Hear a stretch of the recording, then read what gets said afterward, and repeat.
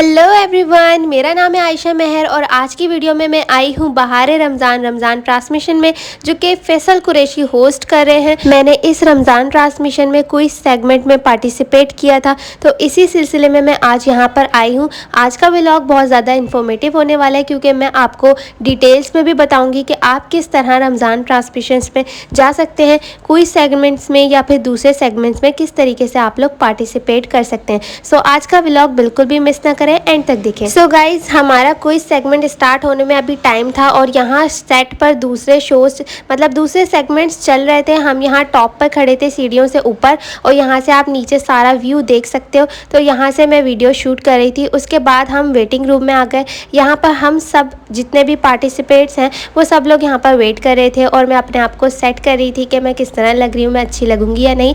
अभी हमने makeup room में भी जाना है। उससे पहले ये भाई साहब आ गए थे हमें समझाने के लिए कि हमें किस तरह से गेम को प्ले करना है। तो यहाँ पे हमने इनकी थोड़ी बहुत बात सुनी, इनका लेक्चर सुना, ताकि हमें समझ आ जाए, तो उसके बाद हम उसी तरह क्विज खेल सकें।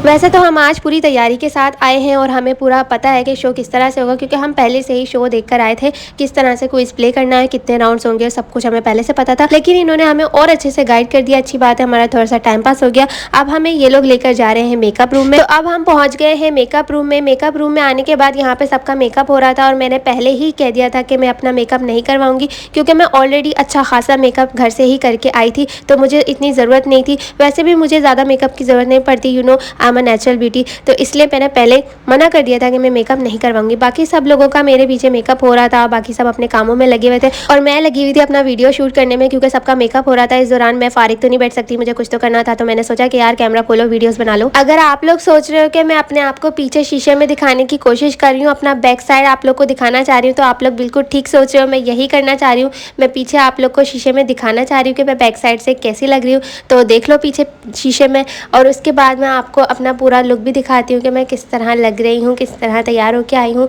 ये मैंने ड्रेस पहना है पर्पल कलर का, लाइट पर्पल कलर का, और इस तरह मेरा लुक है कंप्लीट। इसके बाद यहाँ पे आप लोग देख सकते हो हमारे जो मेकअप रूम से ना पीछे सेट भी नज़र आ रहा है, सारा लगा हुआ है मेकअप रूम से। और यहाँ पर साइड पे एक भाई साहब हैं जो कि बैठे हुए हैं, और इधर साइड पे एक भाई साहब हैं जो कि एक ड्रेस को आई थिंक ये ड्राई क्लीन कर रहे हैं। किसी मशीन से इसको ड्राई क्लीन कर रहे हैं या फिर इसको प्रेस कर रहे हैं, आई डोंट नो ये क्या कर रहे हैं, बट ये कुछ कर रहे हैं।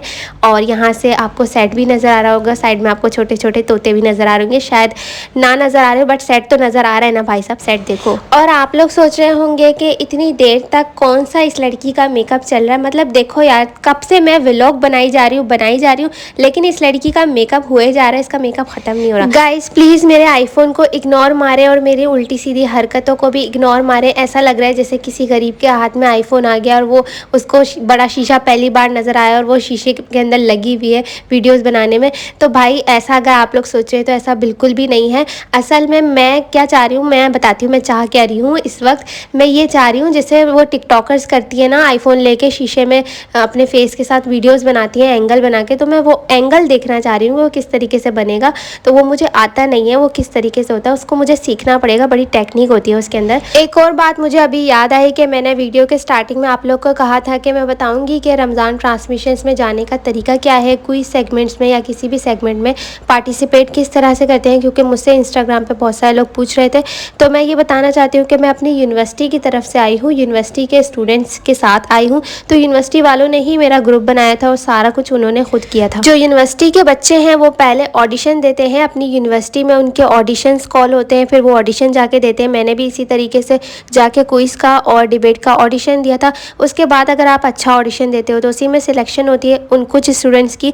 उसके बाद वो अपने हिसाब से ग्रुप बनाते हैं और बच्चों को अपने हिसाब से जो चैनल उनको अच्छा लगता है उस पर वो सेंड करते हैं। वो सब कुछ यूनिवर्सिटी खुद करती है, सिर्फ आपको ऑडिशन देना होता है। उसके बाद आपकी सिलेक्शन होती है, तो फिर आप इस तरीके से शोज़ में जा सकते हो। ये मैं यूनिवर्सिटी के बच्चों को बता रही हूँ कि ये किस तरह यूनिवर्सिटी के बच्चे जा सकते हैं। तो गाइज़ अब फाइनली सबका मेकअप तकरीबन हो चुका है। मैंने भी हल्का थोड़ा बहुत टचअप करवा लिया था, क्योंकि इतना देर तक हमने वेट किया था, तो थोड़ा बहुत मेकअप ऊपर नीचे हो जाता है वो मैंने थोड़ा सा सेट करवाया था। उसके बाद मैं यहाँ पे वेट कर रही थी ऑफ कोर्स, और सारे दोस्त वेट कर रहे थे।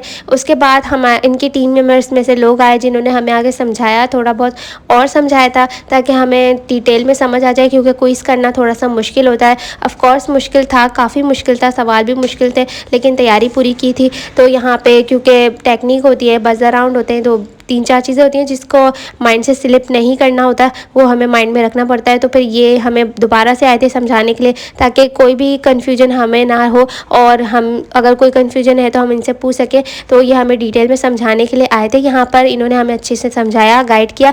इसके बाद अब हमारी बारी आएगी, क्योंकि हमारा जो मैंने आपको बताया था पहले दूसरे सेगमेंट्स चल रहे थे, अभी सेट पर हमारा सेगमेंट स्टार्ट होने वाला है। और मेरी सारी दोस्तें डर चुकी थी और वो दुआएं पढ़ रही थी, क्योंकि वो थोड़ी सी कंफ्यूज हो गई थी। और वो, लेकिन मुझे बिल्कुल भी डर नहीं है भाई, जीते तो जीते, हारे तो हारे, कोई मसला नहीं है यार, वापस घर चले आएंगे, कोई टेंशन वाली बात क्या है। बट यहाँ पे हमें कहा गया कि चलो अब तुम लोग शो पे आ जाओ, क्योंकि अब हम लोग का सेगमेंट स्टार्ट होने वाला था।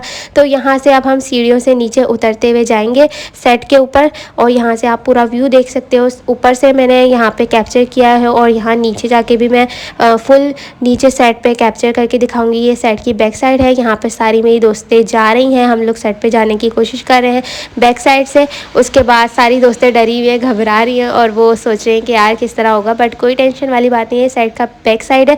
उसके बाद हम सेट के फ्रंट साइड पे पहुंच चुके हैं, और ये फ्रंट लुक है। यहाँ पे देख सकते हैं आप लोग, बड़े बड़े कैमरे लगे हुए हैं, इतना लंबा कैमरा, ये जो आपको इतनी बड़ी, ये पता नहीं क्या चीज़ है, बट ये कैमरा मतलब स्टिक लगी हुई है, और ये कैमरा है बहुत बड़ा सा, और ये मैंने फ़र्स्ट टाइम देखा है आई थिंक कि ये पूरे शो को कैप्चर करता है। शो में बहुत सारी लाइटें थी, आप ऊपर देखो, मतलब ऊपर जो छत के ऊपर लाइटें हैं वो बहुत अच्छा व्यू दे रही थी।